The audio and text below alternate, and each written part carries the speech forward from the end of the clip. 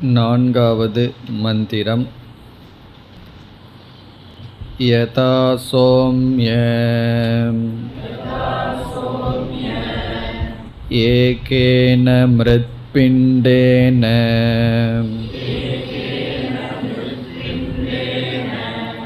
சர்வம் மிருண்மயம் விஜ்ஞாதம் ஸ்யாத்.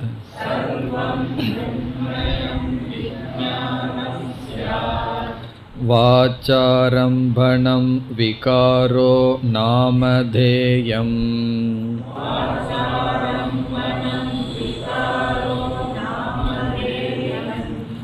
மிருத்திகா இத்யேவ சத்யம்.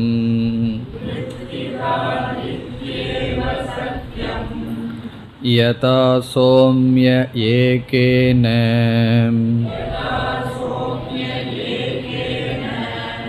லோகமணினாம்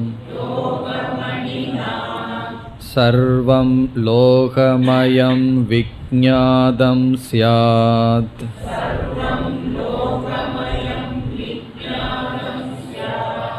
வாசாரம்பணம் விகாரோ நாமதேயம்.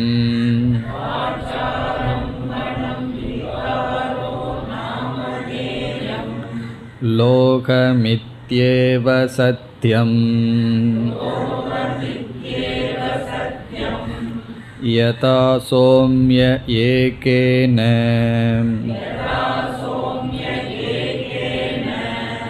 நக நிக்ருந்தனேன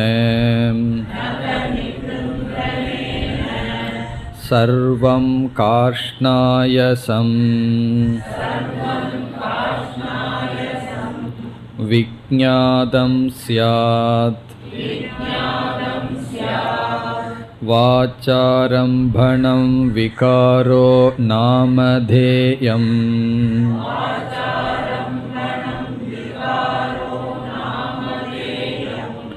கிருஷ்ணாயசமித்யேவ சத்யம்.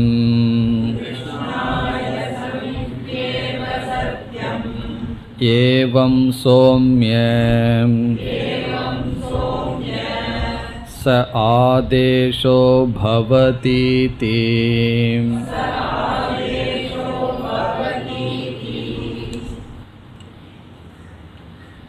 ஸ்வேதகேதுவிடம் தன்னுடைய தந்தை இந்த கேள்வியை கேட்டார். எந்த ஒன்றை அறிந்தால் அனைத்ததும் அறிந்ததாகின்றதோ அந்த உபதேசத்தை நீ உன்னுடைய குருவிடம் கேட்டாயா? அதாவது ஏக விஞ்ஞானேன சர்வ விஞ்ஞானம். இந்த கேள்வியை தந்தை கேட்டவுடன் ஸ்வேதகேது திரும்ப கேட்டான், அப்படி ஒரு உபதேசம் எப்படி சம்பவிக்கும் என்று கேட்க, அந்த சந்தேகத்திலிருந்து சம்பாவனைக்கு வருவதற்காக உதாகரணத்தை இப்பொழுது குருவானவர் ஸ்வேதகேதுவினுடைய தந்தை கொடுக்கின்றார். ஒன்றை அறிவதனால் அனைத்தையும் அறிந்ததாகும் என்பது இப்பொழுது நம்முடைய விசாரம். இதில் நாம் பார்த்த கருத்து, காரண தத்துவத்தை அறிந்தால் எல்லா காரியத்தையும் அறிந்ததாகும். காரண காரியமாக இருக்கின்றவைகளுக்குள்தான் காரணத்தை அறிவதன் மூலம் அனைத்து காரியத்தையும் அறிந்ததாகிறது. எப்படி காரண ஞானத்தினால் அனைத்து காரியத்தையும் அறிந்ததாகும் என்றால், அதற்கு நாம் பார்த்த பதில் காரண காரியயோகோ ஐக்கியம். காரணமும் காரியமும் ஒன்று. ஆகவே இரண்டும் ஒன்றாக இருப்பதனால், ஒன்றை அறிவதனால் மற்றதையும் அறிந்ததாகிறது. பிறகு அடுத்து நாம் கேட்ட கேள்வி, காரணமும் காரியமும் ஒன்று என்றால் நம்முடைய விவகாரத்தில் தனித்தனியாக இருக்கின்றதே. களிமண் தான் இப்பொழுது இருக்கின்றது, பானை தயாராகவில்லை என்று பிருதக் விவகாரக கதம் என்ற கேள்வியை கேட்டோம். காரியம் என்றொரு விவகாரம், காரணம் என்றொரு விவகாரம் எப்படி நடக்கிறது என்ற கேள்வி வரும்பொழுது, காரணத்துடன் ஒரு மாற்றம் நிகழ்கின்றது, அந்த மாற்றத்தின் விளைவாக காரியம் தோன்றுகிறது. ஆகவே காரியத்திடத்தில் ஒரு புதிய விவகாரம் தோன்றுகிறது என்று பார்த்தோம். ஆகவே காரணம் கூட்டல் விகாரம் அல்லது மாற்றம் இஸ் ஈக்குவல் டு காரியம் என்ற சமன்பாட்டை சென்ற வகுப்பில் பார்த்தோம். காரணத்துடன் விகாரத்தை நாம் சேர்த்துகின்றோம். விகாரம் என்றால் ஏதோ ஒரு மாற்றத்தை உருமாற்றம் செய்கின்றோம், அதனுடைய விளைவு காரியம். இனி நமக்கு வந்த சந்தேகம் என்ன? இந்த விகாரம் என்ன என்றால் உபனிஷத் பதில் கூறியது விகாரக நாமதேயம். விகாரம் இஸ் ஈக்குவல் டு நாமதேயம். தேயம் என்ற சொல்லுக்கு பொருள் மாத்திரம், நாம மாத்திரம், நாம ஏவ. இப்போ விகாரம் என்றால் வெறும் பெயர்தான், வெறும் சொல்தான். இனி அடுத்தது நமக்கு வந்த சந்தேகம் என்ன? இந்த சொல் அதனுடைய தத்துவம் என்ன, நாமத்தினுடைய தத்துவம் என்ன? அதற்கு உபனிஷத் கொடுக்கின்ற விளக்கம் வாச்சாரம்பணம். இது வாக்கினுடைய தோற்றம், இது வாக்கை ஆலம்பனமாக கொண்டது சப்தம், வாகிந்திரியத்தை சார்ந்திருப்பது சப்தம். இவ்விதம் காரணத்துடன் விகாரம் என்ற ஒன்றை சேர்க்கின்றோம். அந்த விகாரம் என்பது வெறும் சொல், அந்த சொல் என்பது வெறும் வாயில் உற்பத்தியானது, அது சேர்ந்தவுடன் காரியமாகின்றது.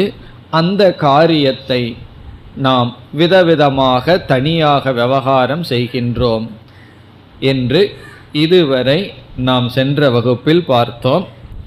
இதில் மந்திரத்திற்கு நாம் சென்றால் யதா ஏகேன மிருத்பிண்டேன, ஒன்றாக இருக்கின்ற களிமண் பிண்டத்தினால் ஒரு வார்த்தையை சேர்த்து கொள்ள வேண்டும் என்று பார்த்தோம். விக்ஞாதேன, ஒரு களிமண் பிண்டத்தை அறிவதன் மூலம் சர்வம் மிருண்மயம், அனைத்து களிமண்ணினால் செய்யப்பட்ட களிமண்ணினுடைய உருமாற்றங்களான அனைத்து பானைகளும் விக்ஞாதம் ஸ்யாத், அறிந்தது ஆகிறது. இப்போ இங்கு உதாகரணத்தில் ஒரு களிமண் தத்துவத்தை அறிவதனால் களிமண்ணினுடைய விகாரங்கள், விதவிதமான பானைகள் அறியப்பட்டது ஆகிறது. பிறகு அடுத்த பகுதி வாச்சாரம்பணம் விகாரோ நாமதேயம். இந்த வார்த்தையை சென்ற வகுப்பில் மனதில் வைக்க வேண்டும் என்று பார்த்தோம். இதை எப்படி நாம் புரிந்து கொள்ள வேண்டும்? முதலில் விகாரக என்ற சொல்லை எடுத்துக்கொண்டு விகாரக நாமதேயம், விகாரக என்பதற்கு விளக்கம் நாமதேயம். விகாரக இஸ் ஈக்குவல் டு நாமதேயம். விகாரம் என்பது காரணத்துடன் செய்யப்படுகின்ற மாற்றம் என்பது, காரணத்துடன் நாம் சேர்க்கப்படுவது என்பது நாம மாத்திரம்.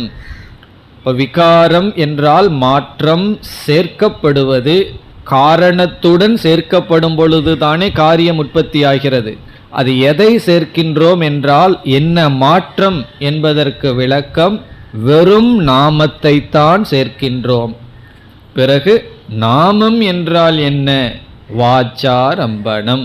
இப்போ விகாரக என்ற சொல்லுக்கு விளக்கம் நாமதேயம், நாமதேயம் என்ற சொல்லுக்கு விளக்கம் வாச்சாரம்பணம். இதுவரை காரிய காரண தத்துவத்தை நாம் ஆராய்ச்சி செய்தோம். சென்ற வகுப்பில் இதுவரை செய்து முடித்தோம். இனி நாம் மேற்கொண்டு விசாரத்தை தொடர வேண்டும். மிருத்திகா இத்யேவ சத்தியம், அந்த பகுதிக்கு இப்பொழுது நாம் வருகின்றோம். முதலில் இதனுடைய பொருளை பார்த்துவிட்டு விசாரத்திற்கு வரலாம். மிருத்திகா, மிருத்திகா என்றால் களிமண். மிருத் என்ற சொல்லுக்கும் மிருத்திகா என்ற சொல்லுக்கும் வேறுபாடு இல்லை, ஒரே பொருள். மிருத் என்றாலும் களிமண், மிருத்திகா என்றாலும் களிமண். மிருத்திகா இத்யேவ என்றால் களிமண் தான், களிமண் என்ற தத்துவம்தான் சத்தியம், உண்மை. களிமண் என்ற ஒரு தத்துவம்தான் உண்மை. இது கடைசி பகுதி. மிருத்திகா இத்யேவ என்றால் களிமண் என்ற ஒன்றுதான், இத்யேவ என்றால் என்ற ஒன்றுதான். மிருத்திகா களிமண் என்ற ஒரு தத்துவம்தான் சத்தியம். சத்தியம் என்றால் உண்மை, மெய்ப்பொருள். இனி இந்த பகுதியினுடைய விளக்கத்துக்கு இப்பொழுது நாம் வரலாம். காரியம் என்ற ஒரு சொல்லை இப்பொழுது நாம் மனதில் எடுத்துக்கொள்ளலாம். காரியம் என்ற ஒரு சொல்லை இப்பொழுது எடுத்துக்கொள்கின்றோம். இந்த காரியத்திற்குள் என்ன என்ன இருக்கின்றது? காரியம் என்ற ஒரு சொல்லை நாம் எடுத்துக்கொண்டு அந்த காரியத்திற்குள் என்ன என்ன இருக்கின்றது என்று பார்த்தால் என்ன என்ன இருக்கின்றது? காரணம் பிளஸ் விகாரக. விகாரகங்கிறத உபனிஷத் நாம என்று சொல்லிவிட்டது. நாம் ரூபத்தையும் சேர்த்து கொள்ள வேண்டும்.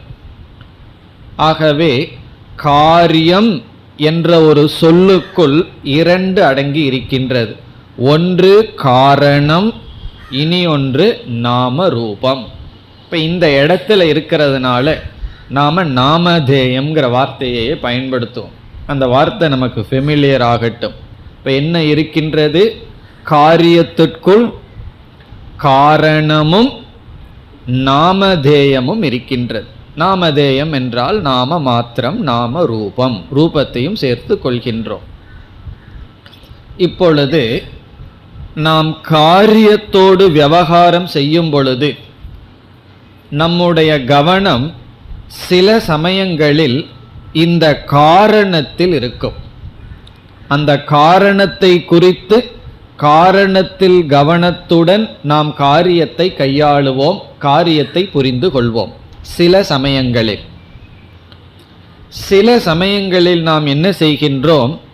காரியம் என்ற ஒன்றில் இரண்டு தத்துவம் இருக்கின்றது என்று பார்த்தோம். ஒன்று காரணம், இனி ஒன்று நாம.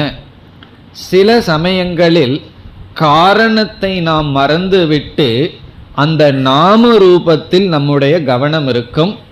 நாமதேயத்தில்தான் நாம் கவனத்துடன் அல்லது அதில் நம்முடைய புத்தி இருக்கும்.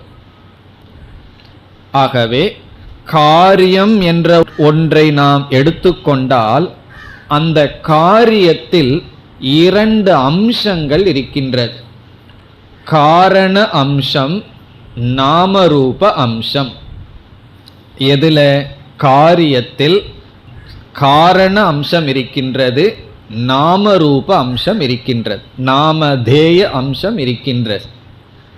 நாம் என்ன செய்கின்றோம்? விவகாரத்தில் சில சமயங்களில் காரியம் என்ற தத்துவத்தினிடத்தில் இந்த ரெண்டும் சேர்ந்து இருந்த போதிலும் நம்முடைய புத்தி ஒரு அம்சத்தில்தான் செயல்படும்.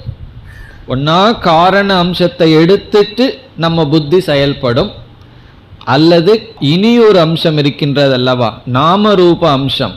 அந்த நாமதேய அம்சத்தில் புத்தியானது செயல்படும். ரெண்டையும் சமமா அறிவோடு பார்த்து செயல்படுவது என்பது பொதுவாக நிகழ்வதில்லை. இப்ப நம்முடைய புத்தி காரியத்தில் இருக்கின்ற இரண்டு அம்சத்தில் ஏதோ ஒரு அம்சத்தை எடுத்துக்கொண்டு செயல்படும். அதற்கு உதாரணம் கொடுத்தால் புரிந்துவிடும். நம்ம களிமண் பானையை வைத்து கொள்வோம். இப்பொழுது நம்ம பானையை பற்றி பேசும் பொழுது இந்த பானை, இப்போ பானைன்னு சொல்லும்போது நாம் காரியத்தில் இருக்கோம், காரணத்தை விட்டுருவோம். இப்போ நம்மளுடைய கவனமெல்லாம் காரியம்ங்கிற சொல்ல எடுத்துட்டு ஆராய்ச்சியில் இருக்கோம்.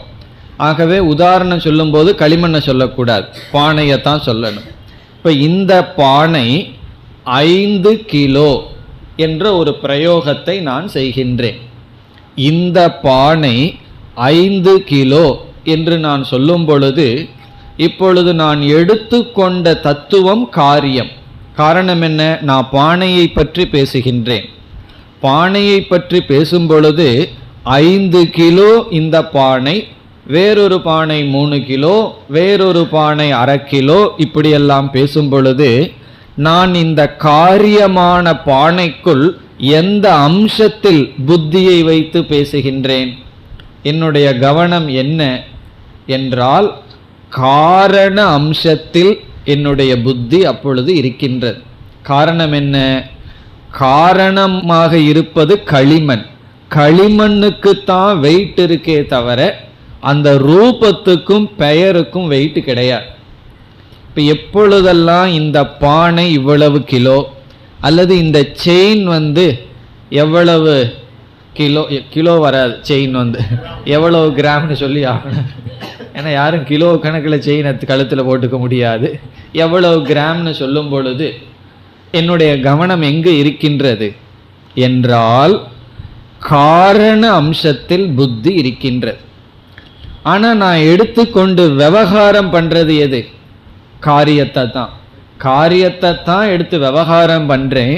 ஆனால் என்னுடைய புத்தி காரியத்தில் இருக்கின்ற காரண அம்சத்தில் இருக்கின்றது. இனி ஒரு உதாரணம்.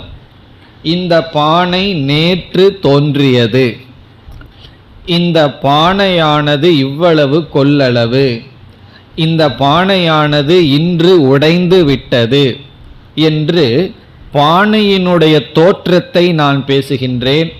நேற்று தான் பானை செய்தார், நியூ ப்ராடக்ட், புதிதாக செய்யப்பட்டது. இதனுடைய கொள்ளளவு இவ்வளவு.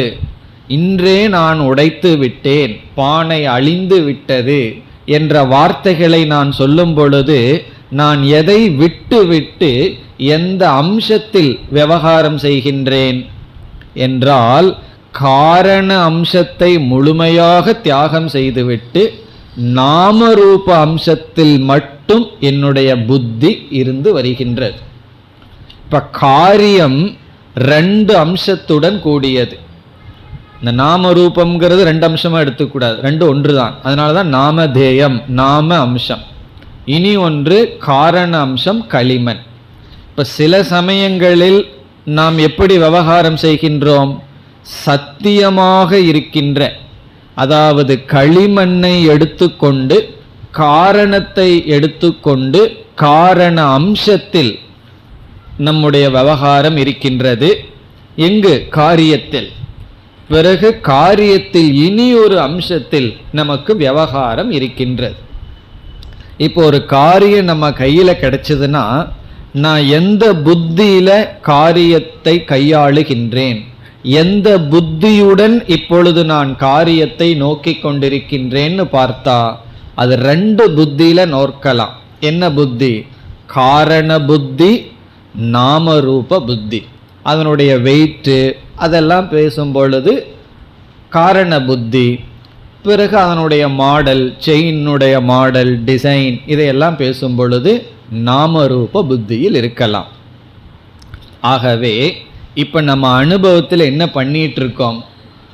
காரியத்தோடு விவகாரம் செய்யும் பொழுது காரியத்தில் இருக்கின்ற காரண புத்தியுடன் அல்லது காரியத்தில் இருக்கின்ற நாமரூப அம்சத்துடன் புத்தியுடன் விவகாரம் செய்கின்றோம். இப்ப காரியத்திற்குள்ள 2 அம்சம் இருக்கின்றது.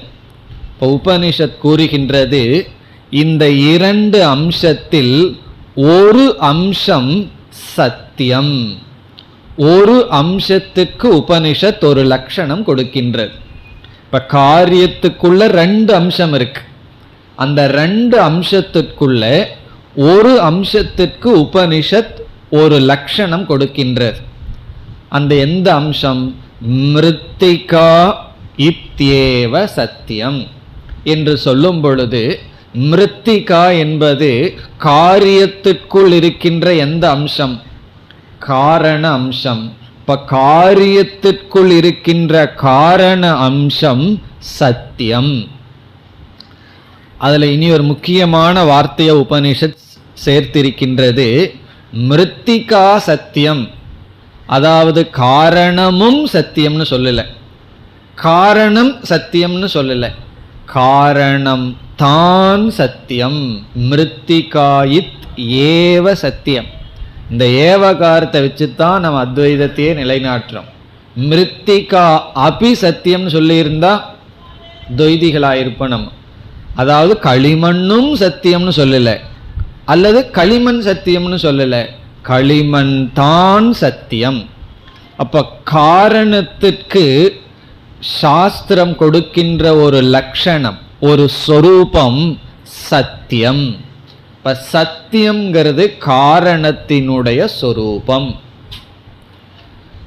இதில் மிருத்திகா இத்யேவ சத்தியம்னு சொல்வதிலிருந்து களிமண் தான் சத்தியம் என்று உபனிஷத் கூறுவதிலிருந்து வேற ஏதோ ஒன்று அங்க இருக்கு, அது சத்தியம் அல்ல என்று சொன்னதாகிறது.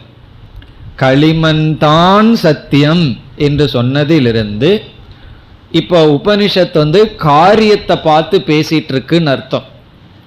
காரணத்தை பார்த்து பேசிட்டு இருந்ததுன்னா அங்க களிமண் மட்டும்தான் இருக்கு, களிமண் தான் சத்தியம்னு சொல்ல வேண்டிய அவசியம் இல்லை. இப்ப நம்ம ரூம்ல ஒரே ஒரு ஆள் மட்டும் இருக்கார், நீதான் புத்திசாலின்னு சொல்ல வேண்டிய அவசியம் இல்லை, இருக்கிறது அவரு தான். 2 பேர் இருந்தா நீதான் புத்திசாலின்னு சொன்னா யாரையோருத்தரை நீக்கிறம்னு அர்த்தம்.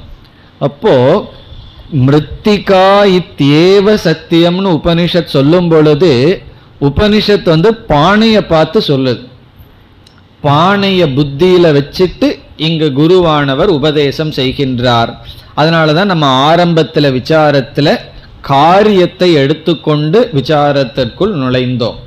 அப்ப காரியம் என்ற ஒரு தத்துவத்தை எடுத்துக்கொண்டு நாம் பார்க்கையில் அதில் இருக்கின்ற காரண அம்சம் சத்தியம். பிறகு நாம ரூப அம்சம் என்ன என்ற ஒரு கேள்வி வருகின்றது. உபனிஷத் என்ன சொல்லிடுது? நாம ரூப அம்சம்னு ஒன்று இருக்கு, களிமண்னு ஒரு அம்சம் இருக்கு. அந்த களிமண் தான் சத்தியம் என்று சொல்வதிலிருந்து காரியத்தில் இருக்கின்ற காரண அம்சத்திற்கு சத்தியத்துவம் வருகின்றது. இதிலிருந்து இனி ஒன்றுக்கு சத்தியத்துவம் இல்லை என்று வருகிறது. அது என்னன்னு பிறகு பார்ப்போம். ஆனா சத்தியம் இல்லை, இதுதான் சத்தியம்னு சொல்லும் பொழுது இனி ஒன்று சத்தியம் இல்லை என்று வருகிறது. ஒன்று சத்தியம் என்றால் இனி ஒன்று சத்தியம் இல்லை என்று வருகின்றது. பிறகு அது அசத்தா என்ற சந்தேகம் வரும் பொழுது அது அசத்தல்ல, மித்தியா என்று நாம் புரிந்து கொள்ள போகின்றோம். இப்போ நம்ம என்ன புரிந்து கொள்ள போகின்றோம்? இந்த நாம ரூபம்ங்கிறது மித்தியா என்று புரிந்து கொள்ள போகின்றோம். காரணம் என்ன? சத்தியம் ஒன்று, இனி ஒன்று மித்தியா. சில மதவாதிகள் என்ன சொல்கிறார்கள்? உபனிஷத்து மிருத்திகா இத்தியேவ சத்தியம்னு தானே சொல்லுச்சு, நாம ரூபத்தை பற்றி ஒன்றுமே பேசலையே, அதனால் அதை நீங்கள் யார் மித்தியான்னு சொல்கிறதுக்கு என்று கேட்கிறார்கள். பிறகு நம்ம கேட்கணும், உபனிஷத் சொல்லவா வேணும்? 2 பேர் நம்ம முன்னாடி இருந்து இவன்தான் புத்திசாலின்னு சொன்னால் நீ அவனை பற்றி ஒன்றுமே சொல்லலையேன்னா சொல்ல வேண்டிய அவசியம் இல்லை, அவனுக்கு அது புரியாது. அதனால தான் இவன்தான் புத்திசாலின்னு நம்ம சொன்னாவே இனியொருவன் நம்ம சொன்னதற்கு எதிர்மறையானவன் என்பது நமக்கு விளங்குகிறது. ஆகவே இப்பொழுது காரியம் என்ற ஒரு தத்துவத்தில் 2 அம்சத்தில் காரண அம்சம் சத்தியம் என்றும் நாமரூப அம்சம் ந சத்தியம், அது சத்தியம் அல்ல என்பதும் நமக்கு விளங்குகிறது. இனி அடுத்த கேள்வி, நாம் என்ன தவறு செய்கின்றோம்? நம்ம செய்யற தப்பு என்ன? நம்ம காரியத்தை பார்த்து விவகாரம் பண்ணும் பொழுது நம்மால் செய்யப்படுகின்ற தவறு என்ன என்ற கேள்வி வரும்பொழுது காரண அம்சத்தோடு காரியத்தை பார்க்கிறது சில சமயம், காரியத்தை வேறொரு அம்சத்தில் நாமரூப அம்சத்தோடு விவகாரம் பண்றது இனியொரு சமயம். அப்படியெல்லாம் விவகாரம் பண்றதுல தப்பே கிடையாது. ஒரு நகையை எடுத்துட்டு அதனுடைய வெயிட்டை பார்க்கறது ஒரு கோணம், அதனுடைய டிசைனை ரசிக்கிறது இனி ஒரு கோணம், அதுல தவறு கிடையாது. நம்முடைய தவறு எந்த இடத்தில் வருகிறது என்றால், காரணத்தினுடைய சொரூபத்தை, காரணத்தினுடைய சொரூபம் இங்கு காரியம் என்ற ஒரு தத்துவத்திற்குள் காரணத்தினுடைய சொரூபத்தை எடுத்து நாம ரூபத்தில் நாம் விட்டு விடுகின்றோம். சொரூப மாற்றத்தை நாம் செய்கின்றோம். இதுதான் நம்ம செய்யற தவறு. இந்த இடத்துல உங்களுக்கு மனதுக்குள்ள அந்த பிக்சர் இருந்தா தான் புரியும். இப்போ காரியம்னு ஒரு தத்துவம் இருக்கு, காரியத்துக்கு கீழே நீங்க ரெண்டு போடணும், ரெண்டு ஏரோ மார்க். காரியம் மேல, இந்த பக்கம் காரணம், இந்த பக்கம் என்ன நாமரூபம். இப்ப ஹெட்டிங்ல என்ன இருக்கு? காரியம், அதற்கும் கீழே காரணம், இந்த பக்கம் நாமரூபம். இப்ப எப்படி புரிஞ்சுக்கிறோம்? காரணமும் நாமரூபமும் சேர்ந்த தத்துவம் தான் காரியம். இங்க கீழே ரெண்டு இருக்கு, ஒன்று காரணம், இனி ஒன்று நாமரூபம். இப்ப காரணத்தை பற்றிய ஒரு புதிய அறிவு நமக்கு கிடைச்சிருக்கு, அது சத்தியம். காரணம் சத்தியம்னு இந்த இடத்துல உபனிஷத் நமக்கு சொல்லியிருக்கு. காரணம் என்ன? மிருத்திகா இத்யேவ சத்தியம். இப்படி சொன்னதிலிருந்து இனி ஒரு நாம ரூப அம்சம் இருக்கே, அது சத்தியம் அல்ல, அது பொய் என்று தெரிகிறது. இப்ப நம்ம செய்யற தவறு என்னவென்றால், இந்த காரணத்தினுடைய சத்தியத்துவத்தை எடுத்து, இந்த காரணத்தினுடைய சத்தியத்துவத்தை எடுத்து என்ன செய்கின்றோம்? இந்த நாம ரூபத்திற்கு கொடுத்து விடுகின்றோம். நாம ரூபத்தினுடைய இல்லாமையை இந்த காரணத்தினிடத்தில் கொடுத்து பல சமயங்களில் காரணத்தை மறந்தே விடுகின்றோம். இப்ப நம்ம செய்யற தப்பு எங்க? காரணத்துக்கு உபனிஷத் சொன்ன சத்தியம் என்ற சொரூபத்தை எடுத்து நாம் நாம ரூபத்துக்கு கொடுத்து விடுகின்றோம். கொடுத்து விட்ட உடனே என்ன ஆகுது? அதுதான் நாம செய்யற முதல் தவறு. முதல் தவறு என்ன? காரணத்தை எடுத்து நம்ம நாம ரூபத்துல கொடுக்கல.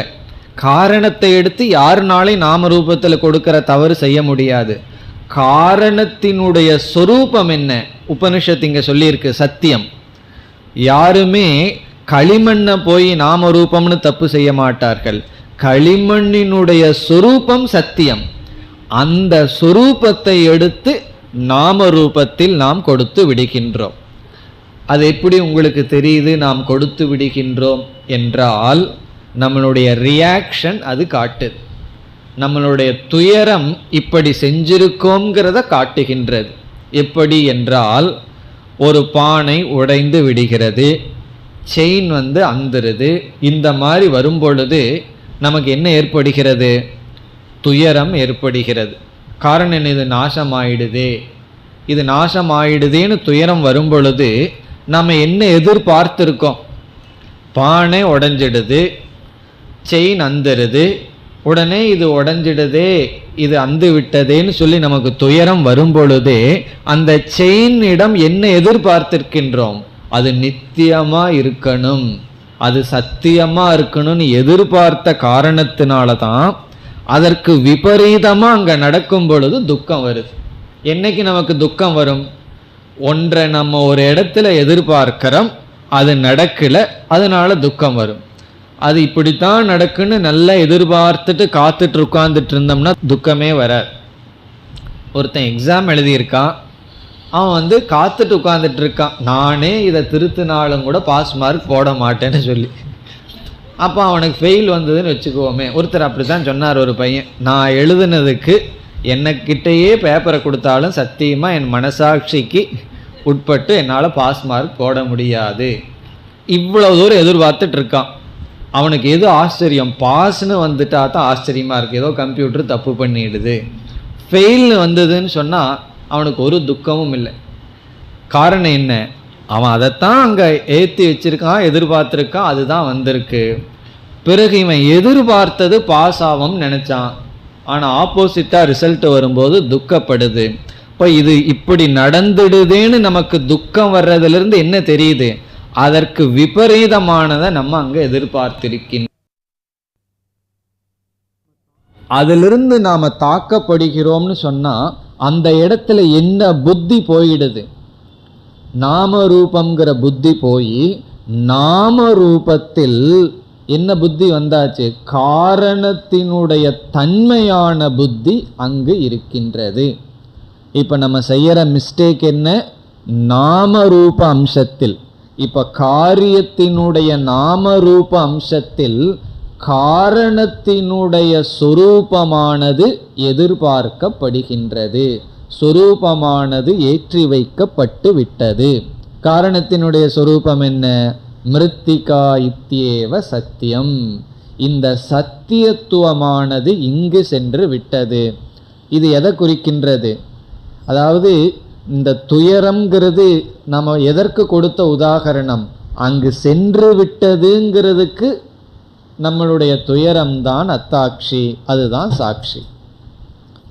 ஆகவே நம்முடைய தவறு என்ன என்றால், காரியத்தில் காரண அம்சத்தோடையோ நாம ரூப அம்சத்தோடையோ விவகாரம் பண்ணுறது தப்பு கிடையாது, அது அப்படி தான் பண்ணணும். சில சமயம் காரண அம்சத்தில் விவகாரம் பண்ணுவோம், சில சமயம் காரிய அம்சத்தில் விவகாரம் பண்ணுவோம்.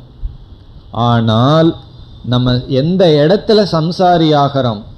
காரியத்தோட விவகாரம் பண்ணும்போதோ காரண திருஷ்டி அல்லது நாம ரூப திருஷ்டியில் இருக்கும் பொழுதோ சம்சாரியாக இருப்பதில்லை. காரணத்தினுடைய சொரூபத்தை நாம ரூபத்தில் வைக்கும் பொழுது சம்சாரி ஆகின்றோம். இந்த அத்தியாசம், இந்த மாற்றத்திற்கு காரணம் அஞ்ஞானம், அறியாமைதான் காரணம்.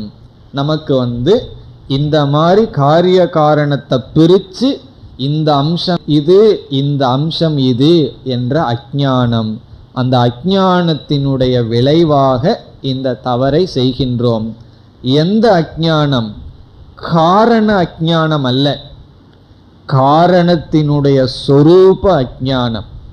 காரணம் எல்லாத்துக்கும் இது பானதான்னு தெரியுது, காரண அஞ்ஞானம் அல்ல, காரணத்தினுடைய சொரூபம். ஆகவே உபனிஷத் காரணத்தினுடைய சொரூப ஞானத்தை இங்கு நமக்கு உதாகரணத்தில் கொடுக்கிறது. இப்போ மிருத்திகா இத்யேவ சத்தியம் என்ற வார்த்தையிலிருந்து உபனிஷத் எந்த அறிவை நமக்கு கொடுக்கின்றது? காரியத்திற்குள் இருக்கின்ற காரணத்தினுடைய சொரூபத்தினுடைய லட்சணம் அல்லது சொரூபம், சொரூப ஞானம். அதை என்னன்னு புரிஞ்சுக்கிறோம்? சத்தியம். பிறகு காரணம்தான் சத்தியம், அங்கதான் முக்கியம். காரணத்துக்கு பக்கத்தில் இனி ஒரு நாமரூபம் இருக்கின்றது, விகாரம் இருக்கின்றது, வாச்சாரம்பணமாக வந்த நாமரூபம் இருக்கின்றது, அது மித்தியா. இப்போ அந்த இடம் மித்தியா அம்சத்தை பற்றி நம்ம உதாகரணத்தை விட்டு ஜெகத்துக்கு வரும்பொழுது அடுத்த செக்ஷனில் விளக்கமாக பார்க்கலாம். இப்போ ஒரு செக்ஷனோட நிறுத்திக்கலாம். அதாவது காரண அம்சத்தினுடைய சத்தியத்தை மட்டும் பார்த்தோம். இந்த நாம ரூபம் மித்தியா என்பது இதே போல விசாரம், அதை நம்ம பிறகு பார்க்கலாம். ஆனால் ஒரே இடத்துல ரெண்டையும் பார்க்க வேண்டாம், அடுத்த செக்ஷன்லேயே நாம் பார்க்க போகின்றோம். இப்போ இதோடு நம்முடைய விசாரத்தை நிறுத்தி கொண்டு உபனிஷத் மந்திரத்திற்குள் செல்லலாம். இந்த இடத்துல உதாரணம்தான், இன்னும் நம்ம பிரம்மத்துக்கும் ஜெகத்துக்கும் வரவே இல்லை, எக்ஸாம்பிளில் தான் இருக்கின்றோம். இப்பொழுது முதல் 4வது மந்திரத்தை பார்த்தோம். அதில் ஏகேன மிருத்பிண்டேன சர்வம் மிருண்மயம் விஜ்ஞாதம் ஸ்யாத் வாச்சாரம்பணம் விகாரோ நாமதேயம் மிருத்திகா இத்யேவ சத்தியம். இப்போ இதில் களிமண், பானை இந்த 2 தத்துவம் அறிமுகப்படுத்தப்பட்டது. களிமண் காரணம், களிமண்ணிலிருந்து உருவாக்கப்படுகின்ற பானைகள் காரியம். இந்த பானைக்குள் 2 அம்சம் இருக்கின்றது. அதில் இருக்கின்ற மிருத்திகா என்கின்ற அம்சமானது காரணம், அந்த காரணத்தினுடைய தன்மை சத்தியம் என்றால் நாமதேயமாக இருக்கின்ற இனியொரு அம்சம் மித்தியா அல்லது சத்தியம் அல்ல. இது சத்தியம், இப்போதைக்கு எவ்வளவு புரிஞ்சுக்குவோம், சத்தியம் அல்ல, சத்தியத்துக்கு அப்பாற்பட்டு வேறு என்னமோ, அதை இப்பொழுது எக்ஸ்ன்னு வச்சுக்குவோம். அடுத்த செக்ஷன்ல அது என்னன்னு பார்க்கின்றோம். இது ஒரு எக்ஸாம்பிள். இனி 5, 6 இந்த 2 மந்திரத்தில் மீண்டும் இதே கருத்து வேறு 2 உதாகரணங்கள் கொடுக்கப்படுகின்றது. இப்பொழுது 5வது மந்திரத்திற்குள் சென்றால், யதா எவ்விதம் சோம்ய என்று அழைக்கின்றார். இனி சோம்யங்கிறதுக்கு அர்த்தம் சொல்ல வேண்டிய அவசியமில்லை. சோம்ய ஏகேன லோகமணினா, லோகமணிகி என்றால் சுவர்ண பிண்டக, சுவர்ண பிண்டக என்றால் தங்க கட்டி. தங்கம் ஒரு கட்டியா இருக்குன்னு வச்சுக்கோமே, அதுதான் தங்க கட்டி. லோகமணினா, சில பேர் சொல்லுவாங்க நீ தங்க கட்டின்னு சொல்லி எல்லாம் வர்ணிப்பார்கள். அப்படி தங்கம் ரொம்ப உருண்டையா இருக்கு, கட்டியா இருக்கு. லோகமணினா சர்வம் லோகமயம். லோகமயம் என்றால் தங்கமயம். என்ன? ஆபரணங்கள். ஒரு தங்க கட்டியினுடைய ஞானத்தினால், தங்க கட்டியை அறிவதனால் சர்வம் லோகமயம், அந்த தங்கத்தினுடைய விளைவாக உருவாகின்ற அனைத்து ஆபரணங்களும் விக்ஞாதம் ஸ்யாத், அறிந்தது ஆகிறது. இனி மற்ற வார்த்தைகளெல்லாம் ஏற்கனவே பார்த்ததுதான். வாச்சாரம்பணம் விகாரோ நாமதேயம். ஸ்கூல்ல எல்லாம் பாடம் சொல்லி கொடுக்கும் பொழுது மனப்பாட பகுதின்னு சொல்லுவார்கள். ஆசிரியர் என்ன செய்வார்கள், இது மனப்பாட பகுதி, அடுத்த கிளாஸ்ல ஒப்பிக்கணும். அதே போல இப்ப நம்ம மனப்பாட பகுதி என்ன, வாச்சாரம்பணம் விகாரோ நாமதேயம். இதே ஒரு மந்திரம் மாதிரி சொல்லிட்டு இருக்கணும், அப்படியே கனவுலையும் வரணும். யாராவது காலையில் எந்திரிக்கும் போது வாச்சாரம்பணம் விகாரோ நாமதேயம் சொல்லிட்டு எந்திரிக்கணும்.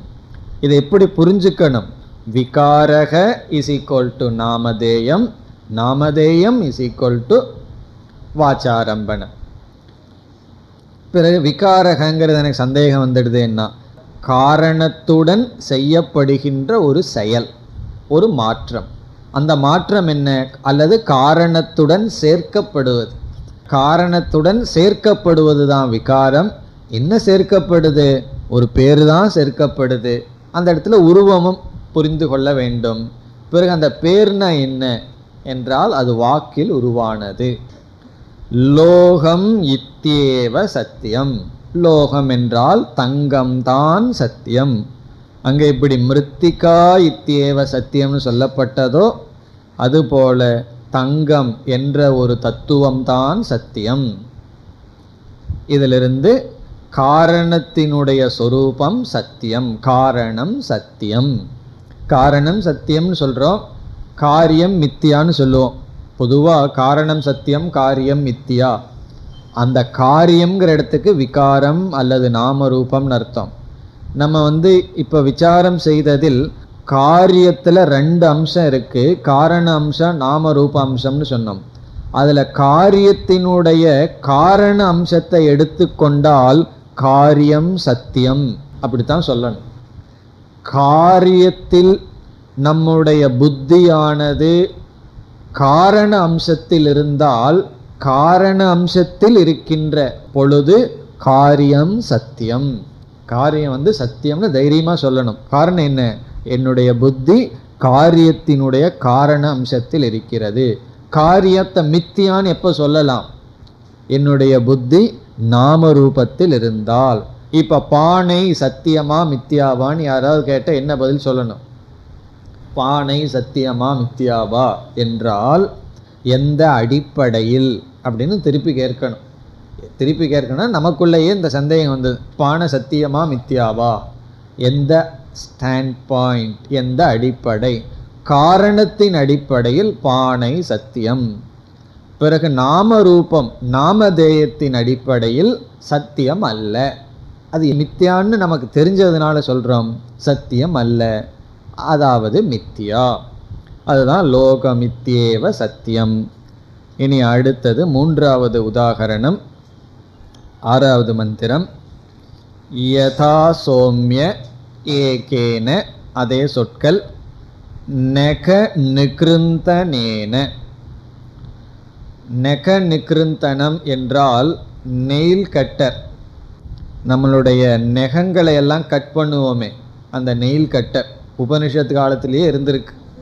இதிலிருந்து யாருமே ரிஷிகளெல்லாம் பல்லில் கடித்து நெகத்தை எடுக்கலின்னு அர்த்தம்.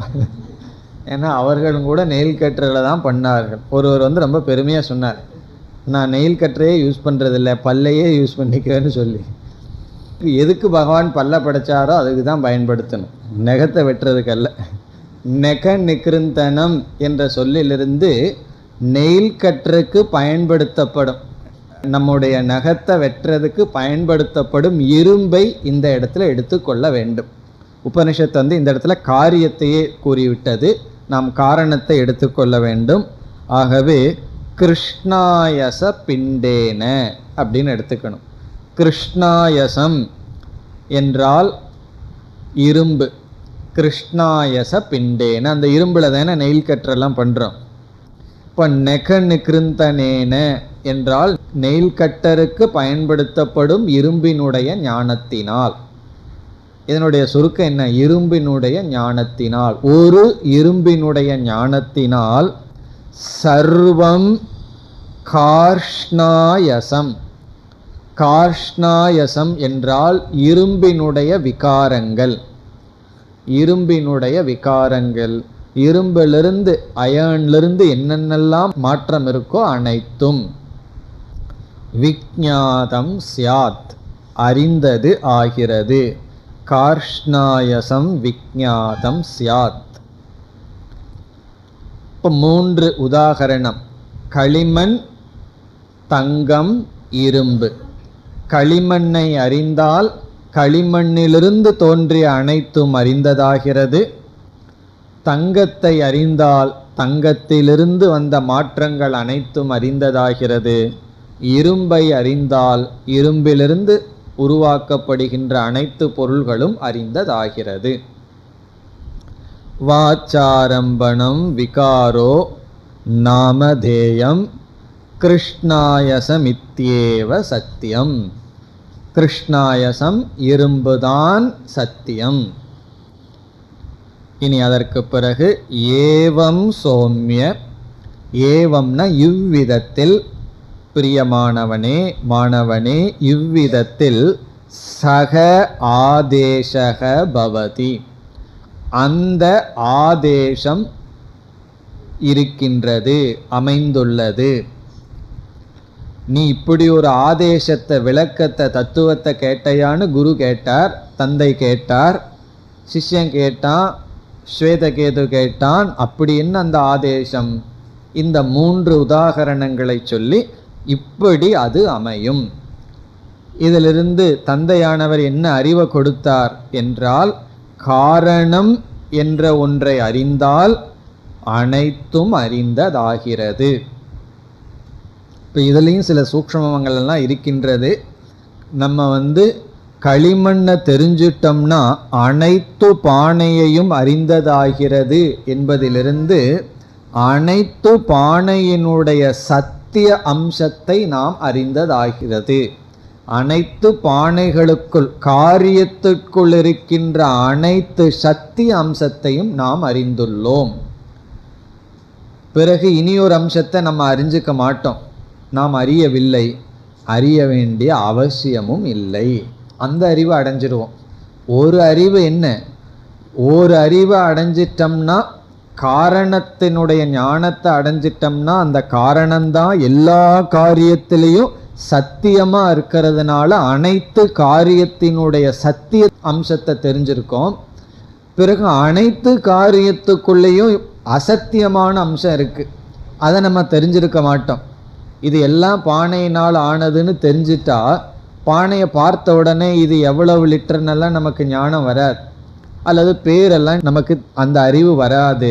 ஆனால் இனியொரு அறிவு வரும், இந்த அறிவு எனக்கு வேண்டாங்கிற அறிவு வரும். அப்போ என்னன்னா, அறிவில் இருக்கிற அரிப்பானது சென்று விடும், சர்வஜனாக சந்தோஷமாக நம்ம இருப்போம். மோட்சத்துக்கு இது போதும். நமக்கு எவ்வளவோ சம்சாரம் இருக்குது. பெரிய சம்சாரம் என்ன தெரியுமோ, தெரிஞ்சுக்கணுங்கிறதான் சம்சாரம். எனக்கு அந்த சம்சாரம் வரலையேன்னா, அது வர்ற அளவுக்கு நம்ம விஞ்ஞானமய கோஷத்துக்கே வரல. அன்னமய கோஷத்தில் இருந்துட்டு இருந்தோம்னா எவ்வளவு சாப்பிடலாங்கிற புத்தியில் இருக்கிற வரைக்கும் தெரிஞ்சுக்கலாங்கிற ஒரு துக்கமே நமக்கு வராது. இப்போ நம்ம உயர்ந்து போக போக கடைசியில் வர்ற சம்சாரம் என்னன்னா அஜ்ஞானத்தினால துயரம். இப்போ எனக்கு அஜ்ஞானத்தில் சந்தோஷமாக இருக்குன்னா அந்த புத்தியே நமக்கு வேலை செய்யலைன்னு அர்த்தம். அப்படி அந்த மோட்சம் நமக்கு கிடைக்கும். அதெல்லாம் நம்ம பார்க்க போகின்றோம். இந்த ஏக விஞ்ஞானேன சர்வ விஞ்ஞானம்ங்கிற கருத்து தான் இனிமேல் படிப்படியாக வர இருக்கின்றது. சக ஆதேசக ஏவம் பவதி, இந்த ஆதேசம் இவ்விதம் ஆகின்றது. இப்போ தந்தை என்ன செய்தார், குருகுலத்திலிருந்து வந்த மாணவனை பார்த்து, நீ இவ்வளவு கர்வமாக இருக்கையே, இதிலிருந்து நீ ஏதோ ஒன்று தெரியாமல் வந்திருக்க, அந்த தத்துவத்தை கேட்டையா? அதை கேட்டால் கேட்காததெல்லாம் கேட்டதாகுது, சிந்திக்காதது சிந்தித்ததாகிறது, ஒன்றை செஞ்சால் அனைத்தும் செய்ததாகிறது. அது எப்படி என்று அவனுக்கு சந்தேகம் வர உதாகரணத்தை கூறியவுடன் இப்போ ஸ்வேதகேது மனதில் இப்படி சம்பவிக்கலாம் என்ற சம்பாவனை வந்துள்ளது. இனி ஸ்வேதகேது இந்த உதாகரணத்தை கேட்ட பின் தன்னுடைய தந்தையிடம் கூறுகின்றான். 7வது மந்திரம். நவை நூனம் பகவந்தக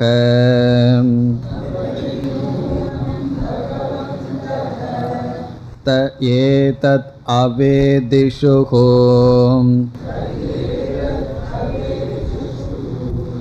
யத்யேதத் அவேதிஷ்யன்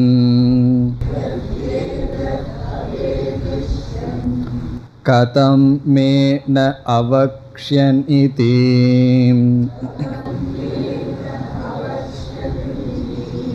பகவான் து ஏவ மே தத் ப்ரவீது இதி. ததா சோம்ய இதி ஹோவாச்ச.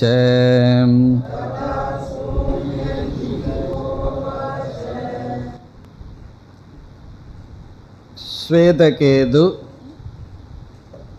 இந்த உதாகரணத்தை கேட்டவுடன் தந்தையிடம் கூறுகின்றான், நீங்கள் இப்படி ஒரு விளக்கத்தை என்னுடைய குருகுலத்தில் குருவிடம் கேட்டையா என்று கேட்டீர்கள். நான் என்ன நினைக்கின்றேன், இப்படி ஒரு தத்துவம் என்னுடைய குருவுக்கு தெரியாது என்று நான் நினைக்கின்றேன் என்று சொல்கிறான். குருக்கிட்ட இந்த ஞானத்தை கேட்டு வாங்கிட்டு வந்தையான்னு கேட்டால் சிஷ்யன் சொல்கிறான், என்னுடைய குருவுக்கு தெரியாது. காரணம் என்ன, அதையும் ஸ்வேதகேது சொல்கிறான்.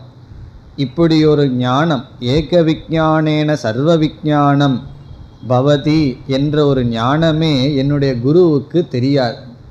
அதனால் நான் இந்த ஞானம் இல்லாமல் இங்கு திரும்பி வந்துள்ளேன். குருவுக்கு ஏன் தெரியாது, குருவுக்கு எப்படி தெரியவில்லைன்னு நீ முடிவு செய்கிறாய் அப்படின்னு தந்தை கேட்கலாம் அல்லவா? அதற்கு ஸ்வேதகேது பதில் சொல்கிறான், தெரிஞ்சிருந்தா சொல்லியிருப்பார் அல்லவா. அதான் அவன் சொல்கிற பதில். குருவுக்கு கண்டிப்பாக இது தெரிஞ்சிருக்காது, தெரிஞ்சிருந்தா சொல்லியிருப்பார் என்பது. அதுக்கு சங்கரர் விளக்கம் எழுதுகிறார், சின்ன பையன் இல்லையா, மீண்டும் குருகுலத்துக்கு அனுப்பிச்சிருவோம்னு பயமா, சரி போய் தெரிஞ்சிட்டு வா அதே குருகிட்டின்னு ஒரு பயமா, அதனால் அப்படி சொல்கிறானா. உடனே இவனுடைய மனதில் ஒரு மாற்றம் வருது. சரி நீங்களே அந்த தத்துவத்தை கூறுங்கள் என்று சொல்ல போகின்றான். அதுதான் இங்கு வருகின்றது. நவை நூனம் பகவந்தக தே ஏதத் அவேதிஷுஹு. பகவந்தக தே, தே என்பது குருவை குறிக்கின்றான். அவர்கள், என்னுடைய குருமார்கள். தே அவர்கள். யார் அவர்கள்? பகவந்தக, மரியாதையோடு பேசுகின்றான். அவர்கள். நவை நூனம், நூனம்னா கண்டிப்பாக, ந என்றால் இல்லை, ஏதத், ஏதத் என்றால் இந்த ஆதேசம், நீங்கள் இப்பொழுது ஒரு அறிவை கொடுத்தீர்களே, உதாரணமெல்லாம் சொல்லி, இது ந அவேதிஷுகு, அவர்கள் இதை தெரிந்து இருக்கவில்லை. ந அவேதிஷுகுன்னா அவங்களுக்கு தெரியவில்லை. கண்டிப்பாக தெரியலன்னு வேற சொல்கிறான். நூனம்னா கண்டிப்பாக எங்களுடைய குருமார்களுக்கெல்லாம் இது தெரியல. இப்போ வேதம் படிக்க அனுப்பினீர்கள், பல பேர் எங்களுக்கு குருவாக இருந்திருப்பார்கள். ஒருவர் வியாக்கரணம் சொல்லி கொடுத்துருப்பார், ஒருவர் வேதம் சாண்டிங் சொல்லி கொடுத்துருப்பார், இனியொரு அங்கம் சொல்லி கொடுத்துருப்பார்கள். இப்படி பல குருமார்களிடமிருந்து 12 வருஷம் நான் படிச்சிருக்கேன்.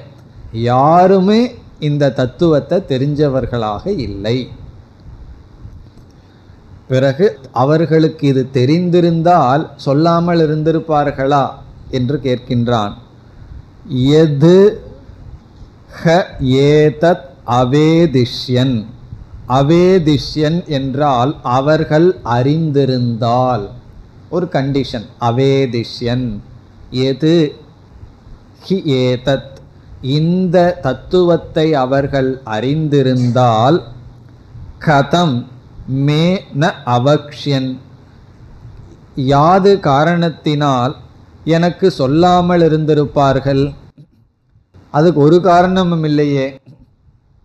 இப்போ எனக்கு அவங்க சொல்லலைங்கிறதுலேருந்து அவங்களுக்கு தெரியலேன்னு அர்த்தம். எனக்கு அவர்கள் இந்த தத்துவத்தை சொல்லாததிலிருந்து நான் என்ன முடிவு செய்கின்றேன், அவர்களுக்கு அது தெரியாமல் இருந்திருக்கும். இது உண்மையும் கூட. காரணம் என்னவென்றால், வேறொரு இடத்துல சொல்லப்பட்டிருக்கு, ஒருவன் வேதாந்தத்துக்கு என்று தனியாக குருவை நாட வேண்டும்.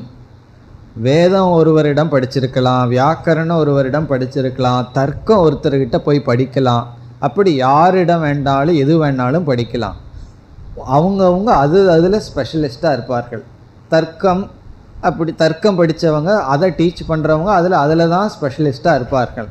அப்படி வேதாந்தத்திலேயே மூழ்கி இருக்கின்ற வேதாந்த ஆசிரியரிடம் சென்று தான் வேதாந்தத்தை படிக்கணும். இப்போ சில பேர் இலக்கணமெல்லாம் நல்லா படிச்சுட்டு இருக்கிற சில சாஸ்திரிகள் வேதாந்தமும் கொஞ்சம் தெரிஞ்சிருக்கும். வேதாந்த டீச்சர் இருக்கிற இடம் ரொம்ப தூரம், இவர்கிட்டயே படித்து முடிச்சிடலான்னெல்லாம் படிக்கக்கூடாது. காரணம் என்ன என்றால், வேதாந்தத்துக்கு என்று இருப்பவரிடம்தான் வேதாந்தத்தை நம்ம போய் படிக்கணும். இப்போ கண்ணுக்குன்னு இருக்கிறவங்ககிட்ட தானே போய் கண்ணை காட்டுறோம். சரி, பக்கத்தில் தானே பல் இருக்குது, அதை நீங்களே பார்த்துருங்களேன்னு சொல்கிறோமா? இல்லை, கண்ணுக்கு பக்கத்தில் மூக்கு இருக்குது, ரொம்ப பக்கம் இருக்குது, நீங்களே பார்த்துருங்க டாக்டர்னு போகிறதில்லை. கண்ணு ப்ராப்ளம்னா அதுக்குன்னு ஸ்பெஷலிஸ்ட் ஆள்கிட்ட போகிறோம். காது ப்ராப்ளம்னா அதற்குன்னு இருக்கிற ஆள்கிட்ட போகிறோம். வேதாந்தத்துக்கு வந்த உடனே யாரோ சொல்லி கொடுக்கட்டுமே அப்படிங்கிற எண்ணம் வந்துடும். அப்படி இருக்கக்கூடாது. சாஸ்திரமே சொல்லப்பட்டிருக்கு, பிருத்தக் ஆச்சாரிய, தனியாக வேதாந்தத்துக்குன்னு ஒரு ஆச்சாரியரிடம் போகணும். காரணம் என்ன, அவரிடம்தான் சாதன சதுஷ்டய சம்பத்தி இருக்கும். அந்த வேல்யூவோடு சொன்னாதான் நமக்கு அதில் ஸ்ரத்தையெல்லாம் வரும். ஆகவே இங்கு வேறொரு கோணத்தில் அவர்களெல்லாம் எனக்கு வியாக்கரணமும் தர்க்கமும் வேத பூர்வபாகம் சொல்லி கொடுத்தவர்கள், இது தெரிஞ்சுக்கிறதுக்கு வாய்ப்பில்லை. இது தெரிஞ்சிருந்தால் அதை அவர்கள் சந்தோஷமாக சொல்லி கொடுத்துருக்க மாட்டார்கள். ஆகவே என்னன்னா, பகவான் து ஏவ மே தத் பிரவீது. இந்த இடத்துல செல்லம்மா அப்பா அப்படின்னு எல்லாம் கூப்பிட்றதெல்லாம் போயிடுது. பகவான் அட்ரஸ் பண்ணுறதை மாற்றிட்டான். பகவான் என்றால் நீங்கள், கடவுளுக்கு நிகராக வச்சு தந்தையை கூறுகின்றான்.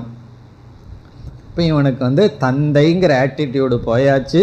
இப்போ யாருங்கிற ஆட்டிடியூடு வந்தாச்சு, குருங்கிற பாவனை வந்தாச்சு. பகவான் நீங்கள், பகவானாகிய நீங்கள், மே எனக்கு தத் பிரவீது, அந்த தத்துவத்தை உபதேசம் செய்யுங்கள்.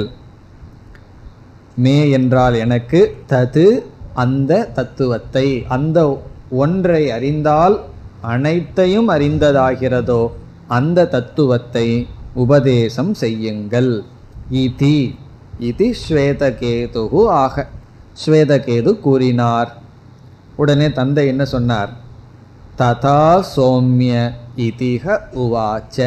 ததா என்றால் அப்படியே ஆகட்டும், அப்படியே ஆகட்டும், நான் உனக்கு உபதேசம் செய்கின்றேன். ஹ உவாச்ச என்று கூறினார்.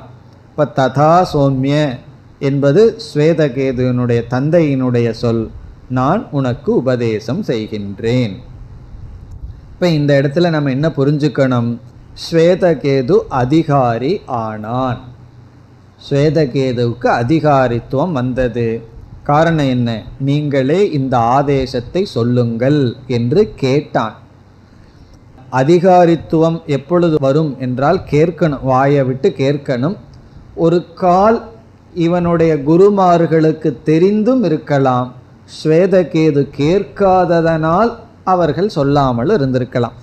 அவங்கள ஞானியாமும் நம்ம வச்சுக்கலாம், அல்லது அபராவித்யா மட்டும் அவங்களுக்கு தெரிந்ததாக வைத்து கொள்ளலாம். ஆனால் பொதுவாக இந்த வித்யா பிரிஞ்சு தான் இருக்கு. அப்படி இருப்பதிலும் தவறு கிடையாது. நம்ம இஷ்டம். ஸ்வேதகேதுவனுடைய குருமார்களை எப்படி வேணாலும் வச்சுக்கலாம். எப்படி வச்சுக்கலாம்? அவர்களுக்கு தெரிஞ்சு இவன் கேட்கல அதனால சொல்லலை, அல்லது அவர்களுக்கு தெரியவில்லை. இப்பொழுது தந்தைக்கு தெரிகிறது, சரி என்று சொல்கின்றார். இத்துடன் முதல் செக்ஷன் முடிவடைகின்றது. இனி அடுத்த செக்ஷனிலிருந்து நேரடியாக வேதாந்த விசாரம் ஆரம்பிக்கின்றது. இப்போ இதுவரைக்கும் பண்ணினது வேதாந்த விசாரம் இல்லையான்னா, இதுவரைக்கும் நம்ம பேஸ் போட்டோம், அடித்தளம் போட்டு வச்சுருக்கோம். குரு சிஷ்யனை அறிமுகப்படுத்தியாச்சு, இங்கே என்ன டாபிக்ங்கிறது அறிமுகப்படுத்தியாச்சு. ஏதோ ஒன்றை பற்றி நம்ம தெரிஞ்சுக்க போகிறோம். அதை தெரிஞ்சிட்டா அனைத்தும் தெரிஞ்சிட்டதாகுங்கிற பலனும் இருக்க போகின்றது. அது எப்படி ஒன்றை தெரிஞ்சிட்டா எல்லாம் தெரிஞ்சுக்க முடியுங்கிற சந்தேகத்தோடு போகக்கூடாது, சம்பாவனா புத்தியோடு போகணும். அப்படி நடக்கலாம்ங்கிற உணர்வில் தான் போக வேண்டும். அப்படி நடக்கலாம்ங்கிறதுக்கு உதாகரணமெல்லாம் சொல்லப்பட்டு விட்டது. இப்போ நம்ம எப்படி இருக்கோம்? அடுத்த செக்ஷனுக்கு ப்ரிப்பேர் பண்ணியாச்சு, தயாராக இருக்கின்றோம். அதனால் அடுத்த செக்ஷனில் வர்ற முதல் வாக்கியமே மனப்பாட பகுதி தான். சதேவ சௌமிய இதமக்ர ஆசீத் ஏகமேவ அத்விதீயம்னு நேரடியாக பிரம்ம தத்துவம் உபதேசிக்கப்படுகின்றது. அடுத்த வகுப்பில் ஆரம்பிப்போம். ஓம் பூர்ணமத பூர்ணமிதம் பூர்ணாத் பூர்ணமுதச்யதே பூர்ணஸ்ய பூர்ணமாதாய பூர்ணமேவாவசிஷ்யதே. ஓம் சாந்தி சாந்தி சாந்தி.